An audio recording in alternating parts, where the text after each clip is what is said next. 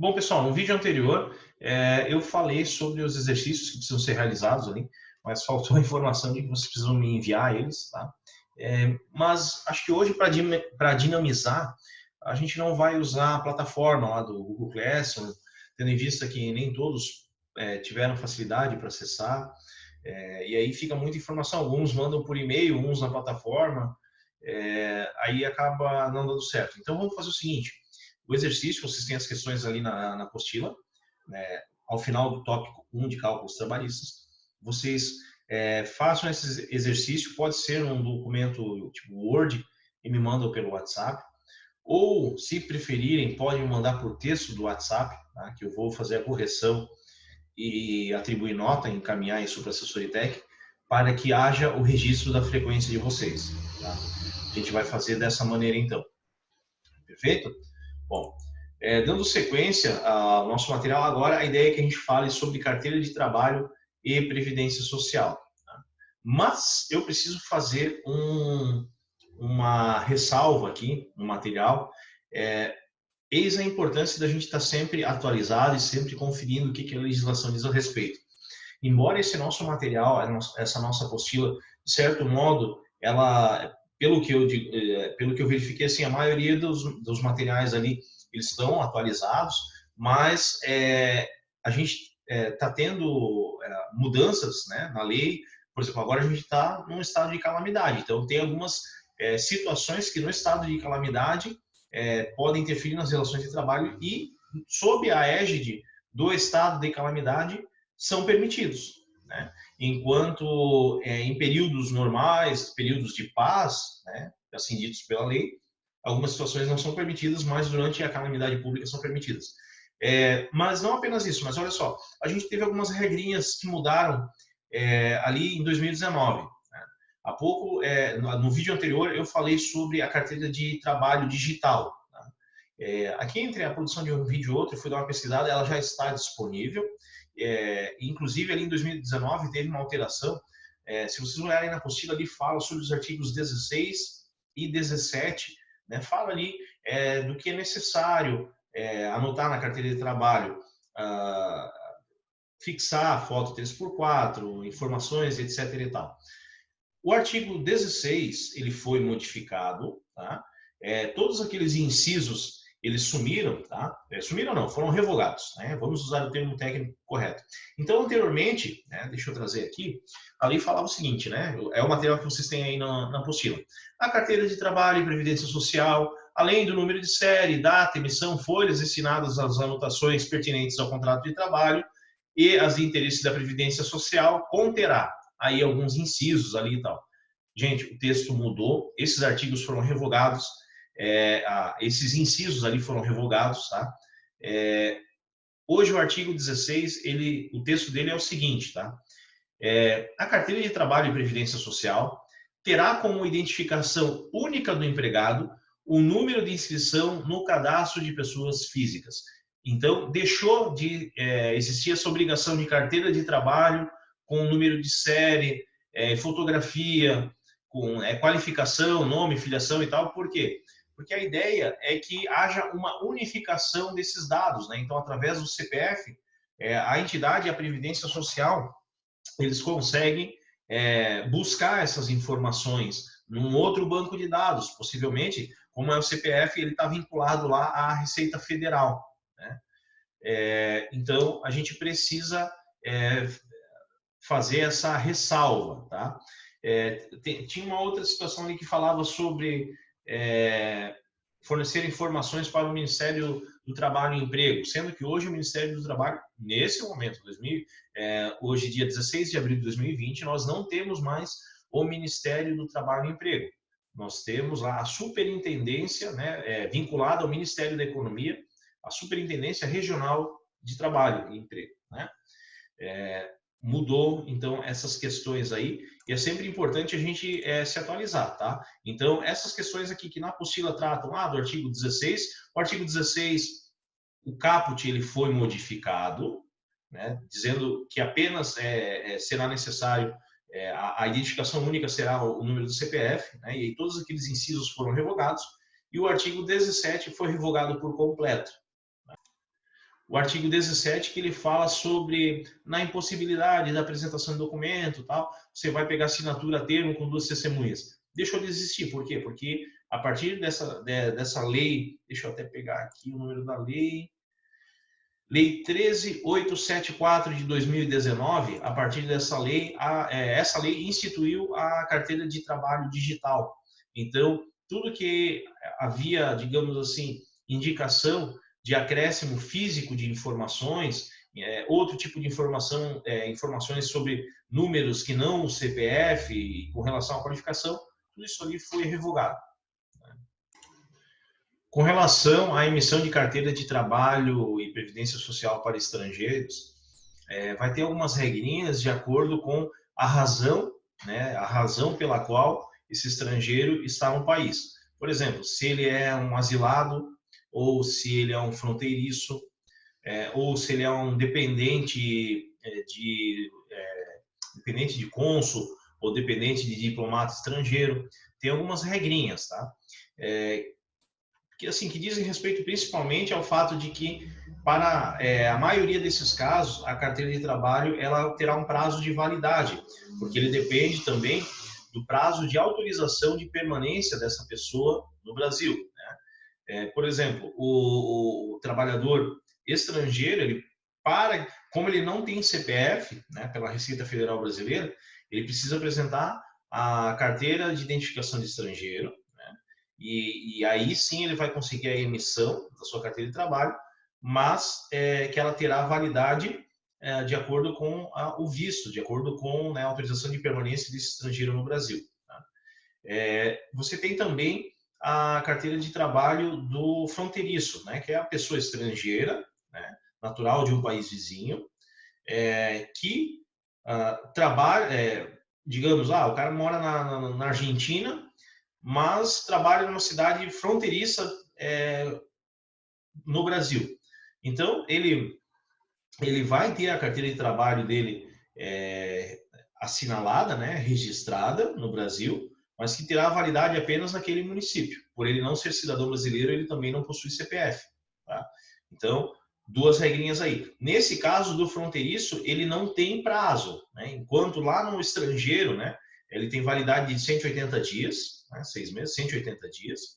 O fronteiriço, ele não tem prazo de validade, até porque ele não tem, digamos, autorização de permanência no Brasil. Ele vem, ele trabalha, né, e retorna. Né? Para refugiados, tem umas regrinhas ali que são bem específicas, né? Então, quando tiver uma situação de refugiado, né, em vias de contratação pela empresa, a gente tem que pensar no seguinte princípio, tá? Isso não vai ser um óbice, não vai ser um empecilho para a contratação, tá?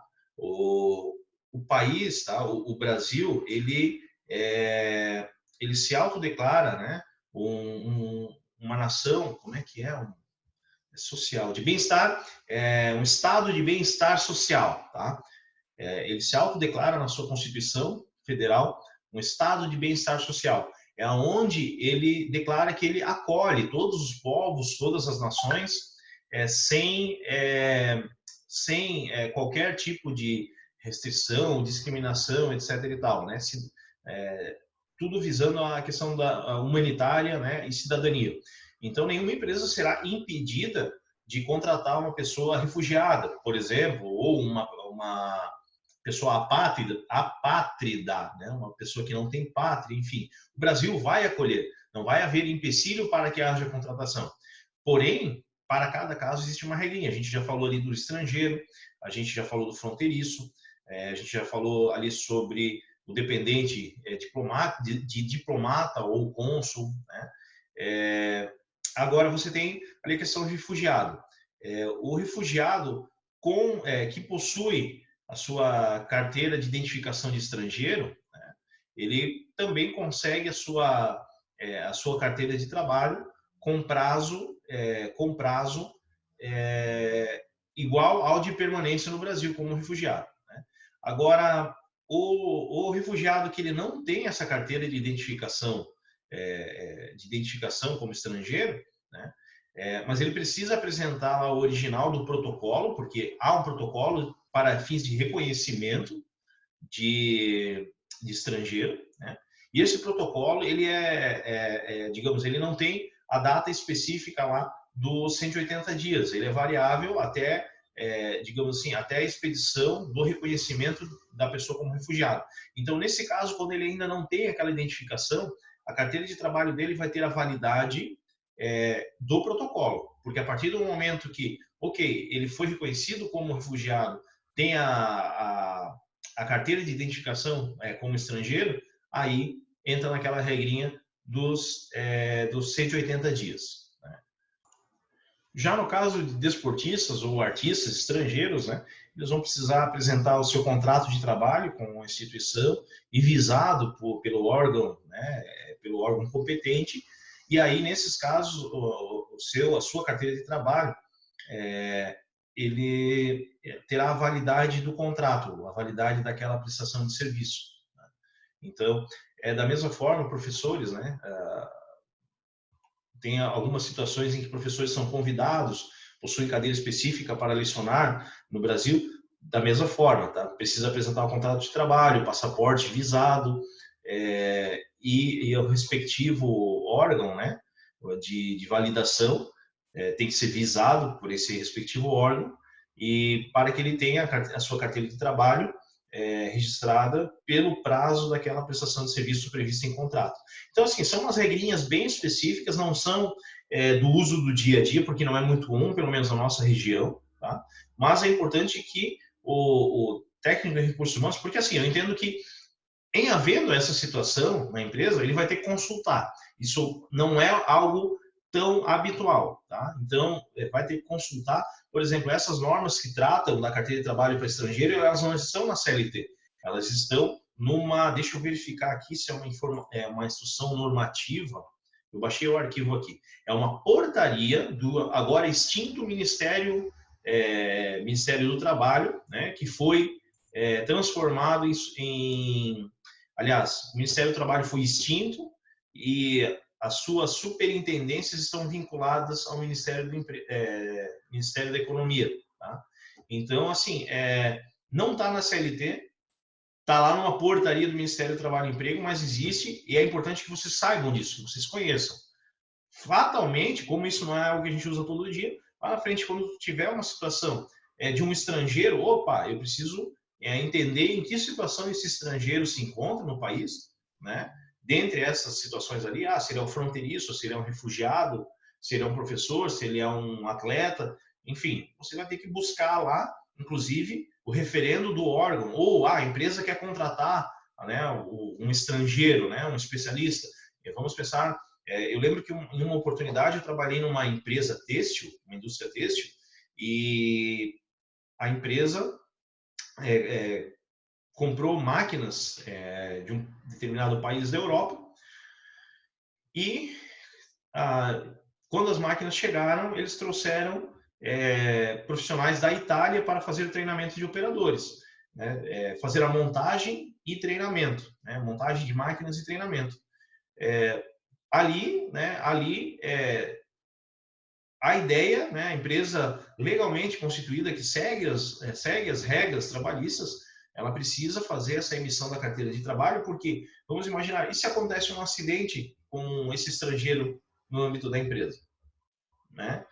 Então, a responsabilização precisa estar legalizada. Né? Então, existem essas diretrizes e é importante que vocês saibam que elas existem, porque tendo um estrangeiro trabalhando, né, na empresa onde vocês farão ou fazem parte do corpo de recursos humanos, vocês precisam ter essa informação de que para estrangeiros existem procedimentos específicos que não estão na CLT, que estão em portarias do agora extinto Ministério do Trabalho, que hoje as suas superintendências estão vinculadas ao Ministério da Economia. Há pouco eu falei para vocês também de algumas alterações que houveram na lei em 2019, tá? E se a gente for seguir o nosso material ali, ele fala em anotações e fala lá as regras para anotações da carteira de trabalho de acordo com alguns artigos da CLT. Aí ele traz, por exemplo, o artigo 29. Nesse momento, eu novamente abro um parênteses e digo para vocês, o artigo 29 também sofreu modificações, tá? De acordo com o material que a gente tem impresso aqui, mas nessa aula a gente já vai... Por isso a importância de assistir a aula, né? Aqui, ó, eu já vou fazer aqui a leitura para vocês do que diz o artigo 29 da CLT, alterado em 2019. Ele está diferente do nosso material, é atualizado, tá? Com relação às anotações, artigo 29. O empregador terá o prazo de 5 dias úteis para anotar na carteira de trabalho e previdência social, em relação aos trabalhadores que admitir, a data de admissão, a remuneração e as condições especiais, se houver, facultada a adoção de sistema manual, mecânico ou eletrônico, conforme instruções a serem expedidas pelo Ministério da Economia. Parágrafo 1º.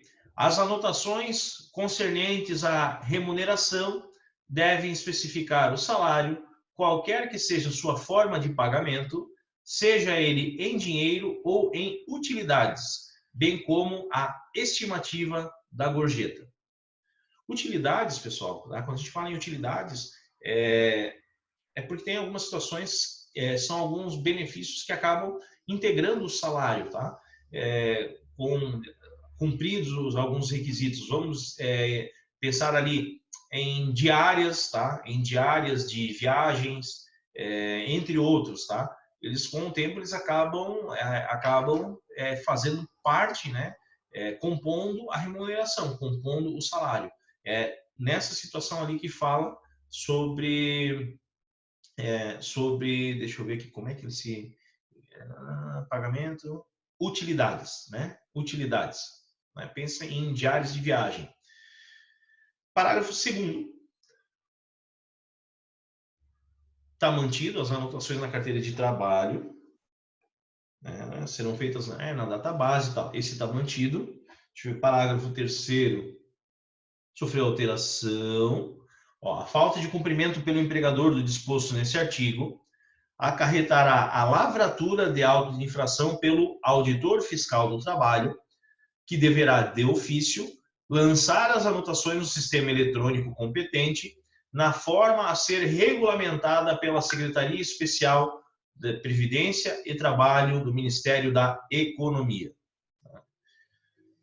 Deixa eu ver se o parágrafo 4º teve alteração. Não, o parágrafo 4º está mantido. O parágrafo 5º sofreu alteração.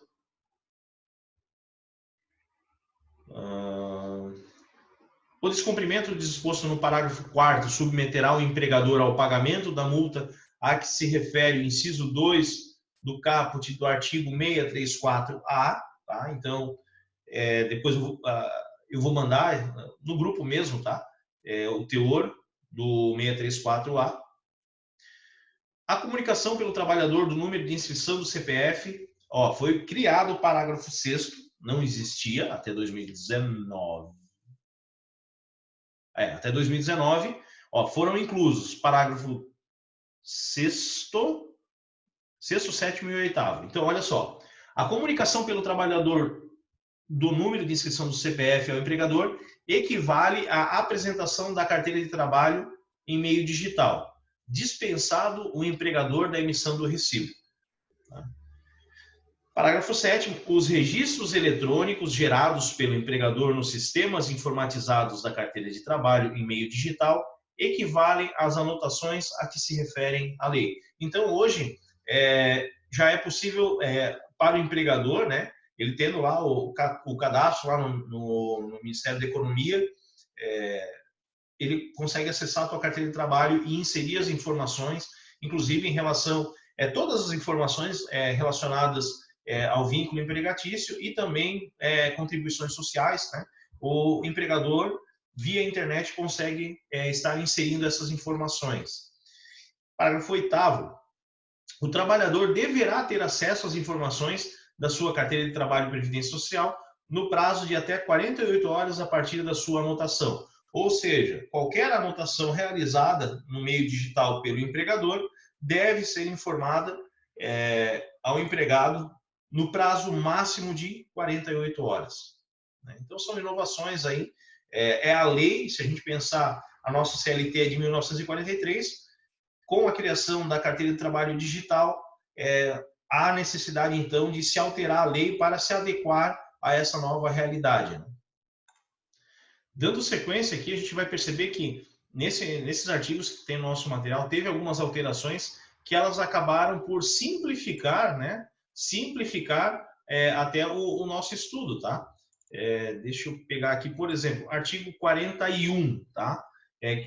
Nosso material tem, deixa eu ver aqui, artigo 41, deixa eu ver, parágrafo único, que foi extinto, aqui, ó. É que antes você tinha o 41, os livros de inserção do empregado. Hoje você tem, em todas as atividades será obrigatório, deixa eu ver aqui se condiz, é isso mesmo. Não, peraí. Não é o 41 que foi alterado, desculpa, é o 47. O 47 foi alterado. Então a gente vai fazer a leitura do 41, tá? Mas é importante a gente fazer essa verificação, essa atualização, tá? O 41 está mantido. Deixa eu ver aqui. Em todas as atividades será obrigatório para o empregador o registro dos respectivos trabalhadores, podendo ser adotados livros, fichas do sistema eletrônico, conforme instruções a serem expedidas. Aqui está com o Ministério do Trabalho. O trem está passando, vai buzinar um pouquinho, o escritório aqui é pertinho do trilho. Mas a gente vai dar... Entre uma buzina e outra, a gente vai dar continuidade, né? Parágrafo único do artigo 41 também está mantido. Além da qualificação civil profissional de cada trabalhador, deverão ser anotados todos os dados relativos à sua admissão no emprego, duração e efetividade do trabalho, férias, acidentes e demais circunstâncias que interessem à proteção do trabalhador. Isso, CLT, artigo 41. Quando eu falei, o artigo 47 sofreu modificação. Vamos lá, ele foi extinto o parágrafo 1º, teve alteração no parágrafo 2º e criação do artigo 47A e 47B. Artigo 47A e 47B. Vamos lá. Artigo 47, modificado pela medida provisória 905 de 2019. Está em vigor. Fica sujeito à aplicação prevista lá no artigo 634A, inciso 2, acrescida de igual valor em cada reincidência, o empregador que mantiver empregado não registrado nos termos do artigo 41.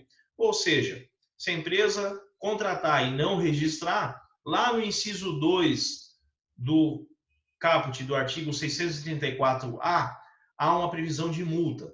Por isso que é importante, depois eu vou no grupo passar qual é essa multa, até porque ela pode sofrer alteração através dos tempos, mas é importante que vocês saibam que existe essa multa e onde ela está. Artigo 47, o parágrafo 1º foi extinto, o 2º foi alterado para dispor a infração que trata o caput, ou seja, o artigo 47, constitui exceção ao critério da dupla visita orientadora. Exceção ao critério da dupla visita orientadora. Interessante. O empregador... fica sujeito à aplicação do artigo 47A. Essa questão ali da dupla visita orientadora, confesso que eu vou ter que fazer um levantamento dessa informação e trazer para vocês. Fica sujeito, artigo 47A, fica sujeito à aplicação da multa prevista no inciso 2 do caput do artigo 634A, o empregador que não informar os dados a que se refere o parágrafo único do artigo 41. Beleza. Precisa informar, todas aquelas situações de férias, acidente, data de contratação, trabalho efetivo, todas essas informações precisam estar na carteira de trabalho. É o que diz no 47A, e se não tiver, existe aquela multa do inciso 2 do artigo 674. Simples assim. Artigo 47B. Sendo identificada pelo auditor fiscal do trabalho a existência de empregado não registrado, presumir-se-á configurada a relação de emprego pelo prazo mínimo de 3 meses em relação à data da constatação da irregularidade, exceto quando houver elementos suficientes para determinar a data de início das atividades. Ou seja, olha só, essa regrinha aí, ela produz efeitos bem interessantes para ambos os lados. Se Chegar na empresa um auditor fiscal e constatar que há alguém trabalhando sem registro, de ofício ele, né, vai constar, vai fazer constar a infração, tá? A infração, e vai determinar o registro como se aquele trabalhador já estivesse trabalhando há pelo menos 3 meses na empresa, né? Vai ser reconhecido o vínculo empregatício nesse período de 3 meses. Mas vamos lá, da mesma maneira, tá? É importante, a gente não vai conseguir mudar a lei através desse debate, mas é importante a gente pensar nisso. Pode haver situações em que o funcionário nem está trabalhando há 3 meses, ou há 2 meses, ou há 1 mês. Pode ser que ele está 1 semana na empresa e aí vai ter seu vínculo reconhecido por 3 meses. Do mesmo modo que você pode ter alguma situação ali em que o trabalhador está há mais tempo, né? Tem gente que é uma prática, infelizmente, é uma infração, tá? É uma infração. Tem pessoas assim que fazem, saem de uma empresa, estão lá recebendo seguro-desemprego e começam a trabalhar informalmente numa outra empresa, correndo risco, inclusive, né? Sofre um acidente, está lá sem registro, e aí? Né? É ruim para a empresa e ruim para o empregado.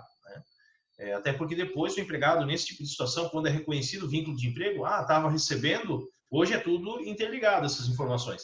Então, o que acontece? Foi constatado que ele estava trabalhando, foi reconhecido o vínculo de emprego e recebeu o seguro-desemprego naquele período. Fica aquele registro, tá? De recebimento indevido.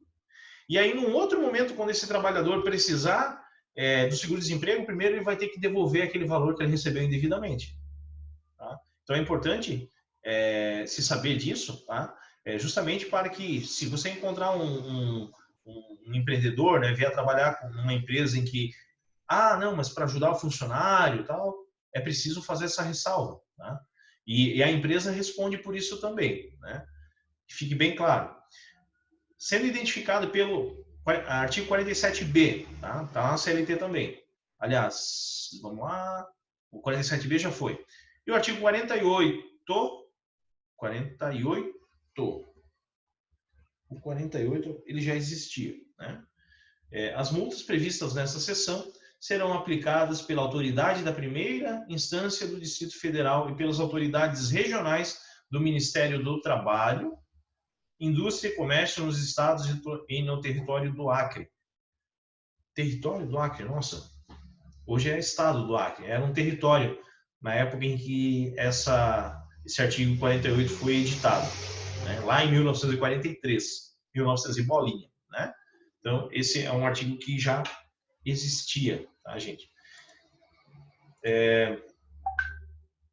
Uma coisa que é importante frisar é o seguinte: eu dei um enfoque maior à lei atual, né, que ela fala dessas regrinhas ali que incluem a carteira de trabalho digital, mas ela não faz deixar de existir as carteiras de trabalho físicas, né? Então, por exemplo, no nosso material ali fala sobre a retenção da carteira de trabalho por prazo superior a 5 dias, né? Que cabe ali de 1 a 3 meses de detenção. Deixa eu até conferir aqui.